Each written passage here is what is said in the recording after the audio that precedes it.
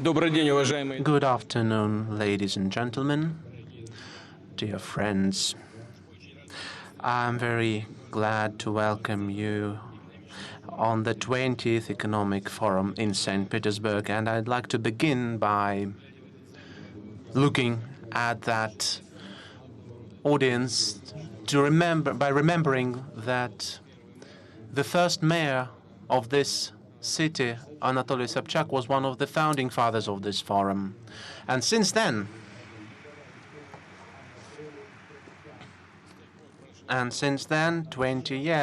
more than 20 years have passed.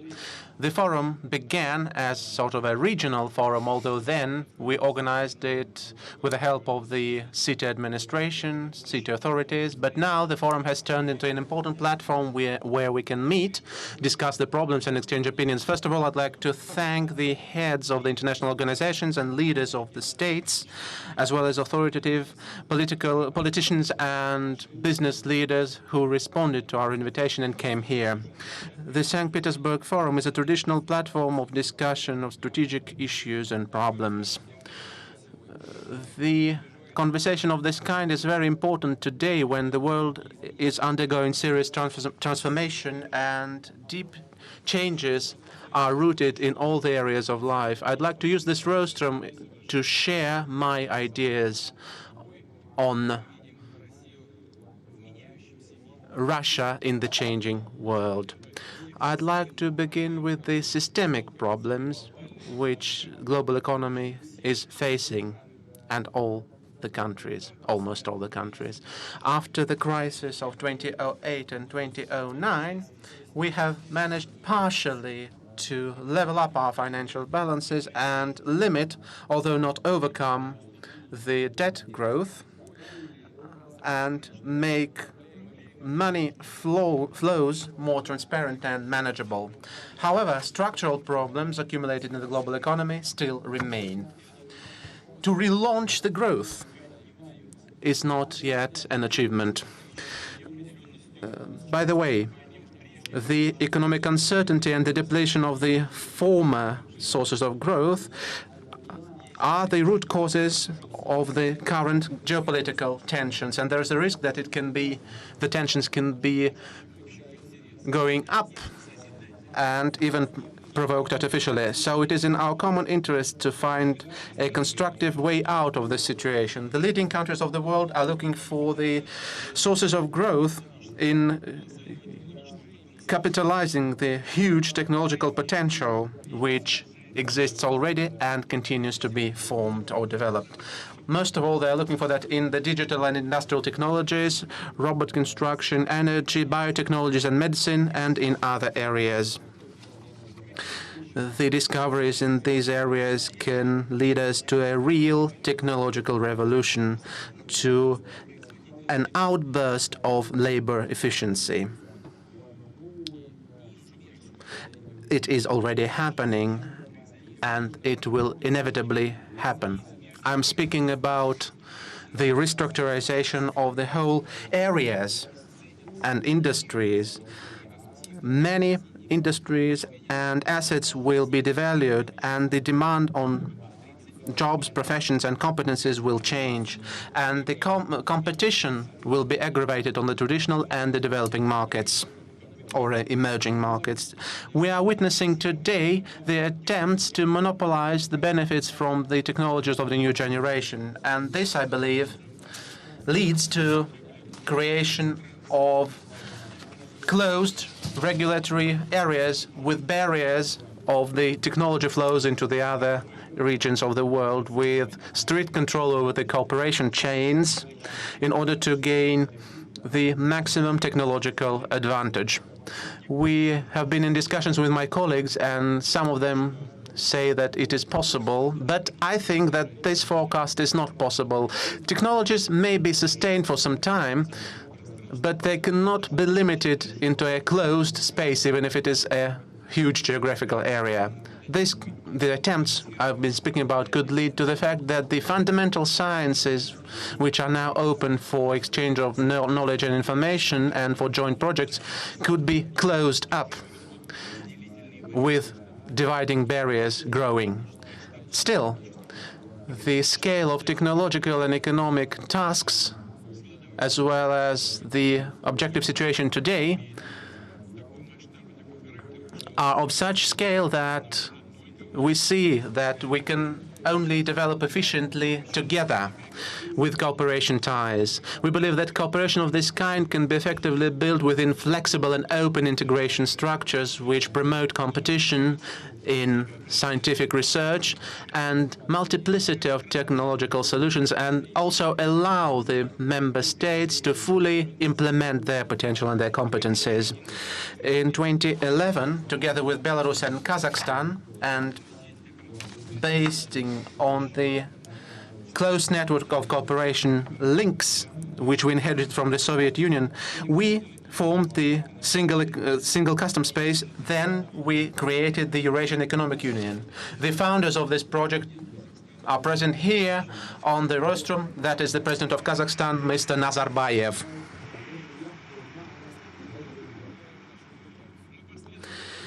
We are deepening our integration. We are lifting barriers which stand in the way of developing trade, investments, technologies, and workforce movements. We are implementing the programs of scientific and technological cooperation, and we are creating a single service market. By 2025, the single energy and hydrocarbon market and financial markets will be created. We see a huge future in interaction of Eurasian Economic Union with other countries and integration organizations. By the way, the desire to create the free trade area with the Eurasian Economic Union has been expressed by about 40 states and international organizations. We believe, with our partners, that the Eurasian Economic Union might become one of the centers of a broader integration contour. Within this contour, we will be able to solve large technological tasks, motivate and involve new participants into the technological development process. Recently in Astana, we discussed this, and we believe and propose to create a greater Eurasian partnership with the participation of the Eurasian Economic Union and those countries with which we have close relations already: China, India, Pakistan, Iran, and our CIS partners, as well as other interested states and organizations. We could begin with simplifying and unification of regulations in branch cooperation and investments, as well as non-tariff measures of technical and phytosanitary regulation and customs administration, as well as protection of the intellectual property rights. And then we could move on to lowering and cancelling the tariff barriers. We could be based on a whole network of bilateral and multilateral trade agreements with the different depth, speed and level of interaction, with different openness of markets depending on the readiness of this or that national economy to such cooperation. The arrangements about joint projects in high-tech education and science should be the basis of our road to future and should create the basis for our joint development on the basis of equal cooperation. In June, with our Chinese colleagues, we are planning to officially launch the negotiations to create the comprehensive trade and economic partnership in Eurasia with the participation of the states of the Eurasian Economic Union and China. I expect this to become one of the first steps of creating the greater Eurasian partnership, and we will come back to discussing this large-scale project at the Eastern Economic Summit, which will be held in early September in Vladivostok, and I'd like to use this occasion to invite all of you there. This project of Greater Eurasia is, of course, open for Europe as well, and this cooperation, I believe, could be mutually beneficial. The European Union, despite all the issues in our relations, which we know about, remains the key trade and economic partner of Russia. It is our closest neighbor. And of course, we do care about what is happening in our neighboring European states and our neighboring European economy. For the EU, the challenge of the technological revolution and structural changes is as grave as for Russia. I understand well our European partners who keep talking about difficult decisions for Europe during the negotiations to create the TTIP, Transatlantic Partnership. It is evident that Europe has huge potential, and focus on one regional organization narrows its opportunities. In this situation, it would be difficult to keep the balance and have the space for maneuver, which would be beneficial for Europe. As my recent meetings with the representatives of German and French business circles showed, the European business wants and is ready to cooperate with our country. The politicians must agree to that and show wisdom, manifest wisdom and foresight. We should return confidence to Russian-European relations and revive or resume the level of our cooperation. We remember how it all started. Russia did not initiate the current downfall of relations and current issues. Russia did not impose sanctions first. All our actions were and remain only reciprocal. But we, as we say in Russia, do not hold grudge against anyone, and we are ready to come forward to our European partners, but this cannot be the road with one way. We are interested for the Europeans to join the project of the Greater Eurasian Partnership, and in this regard we welcome the initiative of the President of Kazakhstan to hold consultations between the Eurasian Economic Union and the EU. And yesterday we discussed this issue at my meeting with the President of the European Commission. Besides, as the first step, we might resume the technical dialogue between our experts on a broad range of matters like trade, investments, technical regulation, customs administration. Thus, we would be able to develop the basis for further cooperation. And of course, we believe it important to continue cooperation on large-scale scientific projects like the laser on free electrons and the thermal reactor ETAP, and a number of others, which will allow us to be more competitive both in Europe and in Russia. It is enough to say that in 2015, Russia invested €1,200,000,000 in the joint high-tech projects with Europe. Distinguished colleagues, while developing the strategy of the economic development of Russia, we are taking account into the global trends, and we are aimed at using the global technological shifts and the formation of new markets, as well as the opportunities for integration and cooperation for our own development.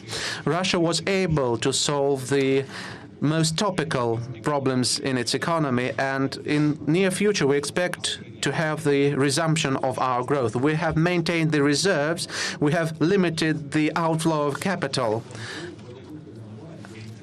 and it is five-fold lower than at the first quarter of 2015. The inflation also goes down. If we take the last period month by month, then we see that, for example, between 2014 and 2015, the figure of inflation was almost double as of now between 2015 and 2016. I believe that the inflation level of 4 and 5% is achievable in mid-term. Besides, we must lower the budget deficit and the dependence of the budget on the hydrocarbons and other raw materials. Includingly, in the next 5 or 7 years, we must at least move down the oil and gas deficit by twofold. I'm confident that the government and the Central Bank of Russia will continue their responsible work on ensuring macroeconomic stability. We are aimed at achieving the 4% of growth of economy per year. I remember what we said last years, of course. Now the figures are more modest. These are not as high goals as we set a few years ago. But the situation, I repeat, has changed not only for Russia, but for all the global economy. The current slowdown is the global trend. A very important factor which determines the competitiveness of economy and the dynamics of markets, as well as the GDP growth and increase in the real salaries, is the labor efficiency. We must achieve the labor efficiency growth on large and middle enterprises in industry, construction, transport, and agriculture. The growth should be no less than 5% per year. It seems to be a very difficult task if we look at the situation today, but still, the examples of many enterprises and whole industries, such as air industry, chemical industry, pharmaceuticals, agriculture, show that this figure, this task, is very real and achievable. We will calibrate our legislation and tax regulators as well as technical standards so that the companies would be interested in raising labor efficiency and implementing labor and energy-saving technologies. And the enterprises which are ready and want to solve such tasks should receive broad access to financial resources, including through development institutions such as the Vneshekonom Bank and the Industry Development Fund. The growth of labor efficiency will lead to the downfall of non-efficient labor, which means that we'll have to raise the flexibility of labor market and to propose new opportunities to people. We will be able to solve this task, first of all, by creating new jobs in SMEs. The number of employees, which is very important, the number of employees in SMEs must grow from the current 18 million people by at least 1.4 million people by 2020 and by more than 3 million by 2025. Of course, it would be not very easy to increase the support of SMEs, and I believe that create the whole niches for their work would be even more difficult, but we must do that. We've made an important step in this direction. We've received first results. For example, the volume of orders for SMEs from large companies with the public participation, state participation, has increased. As of year end, which I believe is the success of the government, as of year end, the large companies will place 1 trillion ruble orders for SMEs, which is the growth of more than 9-fold. Another niche for SMEs is the high-tech area.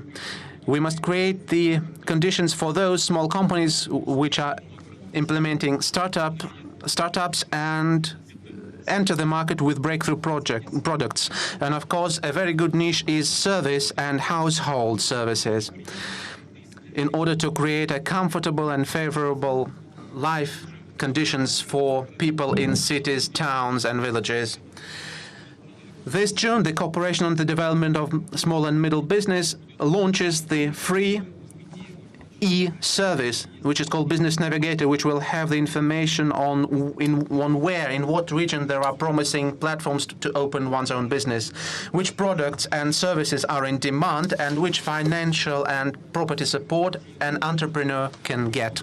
The government has already begun the work to assist the export. We have created the Russian Export Center, but we must move forward basing on the available results. We must develop the system of support of export-oriented companies. It must cover all the cycle from R&D and pre-export financing to the assistance in certification, marketing, and service maintenance, as well as the companies entering to the external markets. I'll add that our import substitution programs are aimed at creating the world competitive products.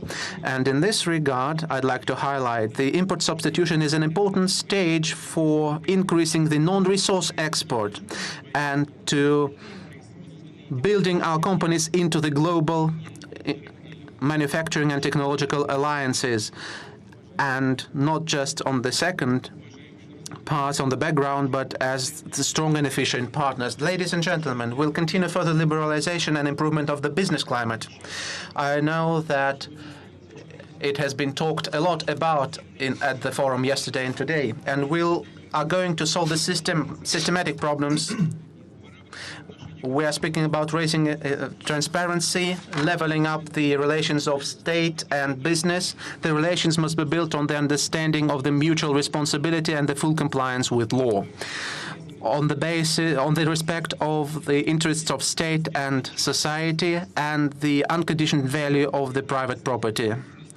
We must drastically lower the opportunities for illegal criminal prosecution. Moreover, the representatives of law enforcement agencies should be personally liable for unjustified actions which led to the disruption of other people's business. This liability could be up to criminal liability. I understand that is a very fine thing. We could not and we must not bind hand and foot. Bind our law enforcement bodies hand and foot, but we must keep the balance here. We must put clear barriers for any abuse of mandates, powers, or laws.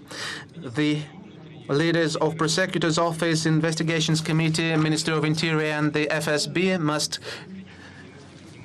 monitor the situation on places and, if necessary, take measures to upgrade and update the legislation. I would ask the working group on the application of law in entrepreneurship, headed by the head of the administration of the President Sergei Ivanov, to concentrate on these matters. I'd add that there has been already the package of draft laws introduced to the Parliament and prepared by this working group, which are aimed at humanizing the so-called economic articles. We must ensure the right of the business and all the citizens on just and unbiased judicial protection. The domestic judicial community has done a lot recently in order to improve the quality of justice.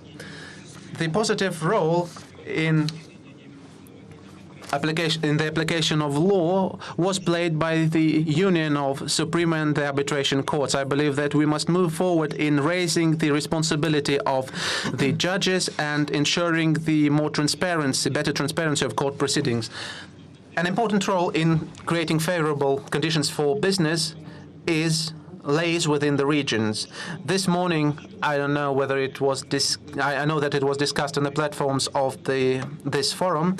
This morning, the results of the annual national rating of investment climate were announced, and I congratulate the winners. That is the Republic of Tatarstan, Belgorod and Kaluga regions, and I'd also note the significant progress of the Tula, Vladimir, Tyumen, Kirov, Lipetsk, and Orlov regions, as well as the city of Moscow in this regard.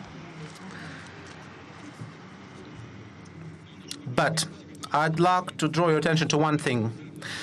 The results show that we have the core of leaders which are traditionally high in the ratings.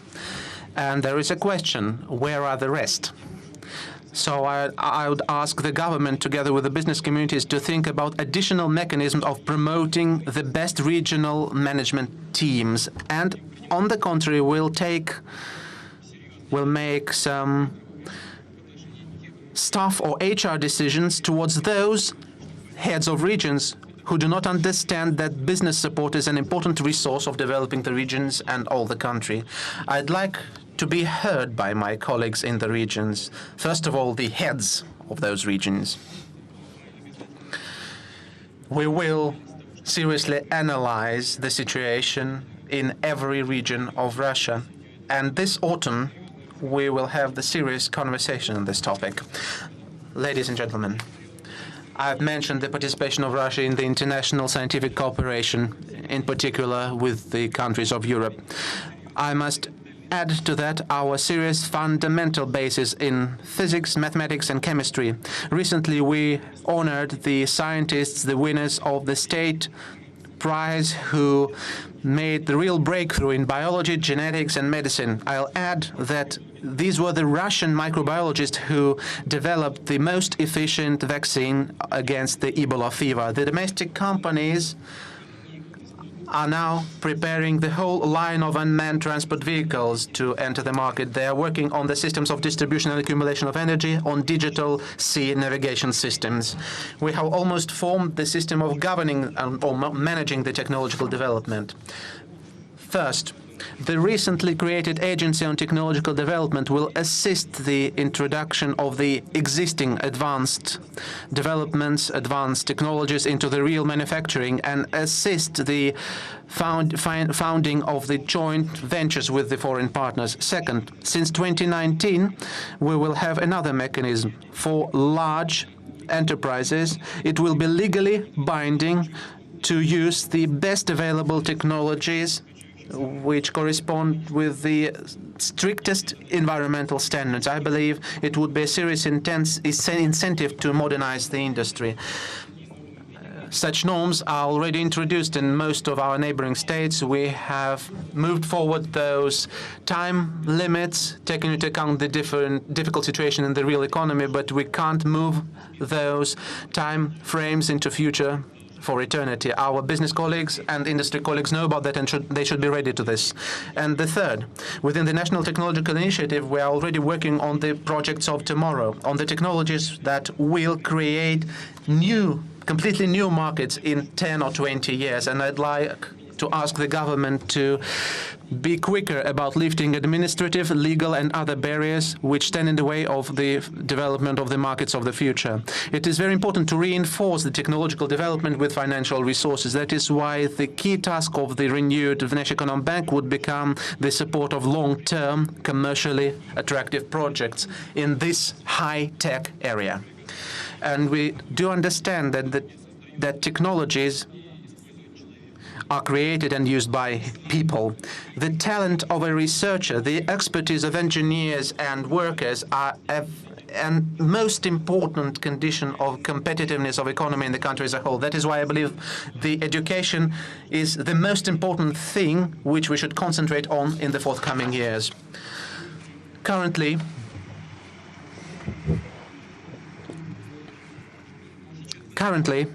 we are witnessing the real revival of the interest within our young people to designing and engineering professions and natural sciences.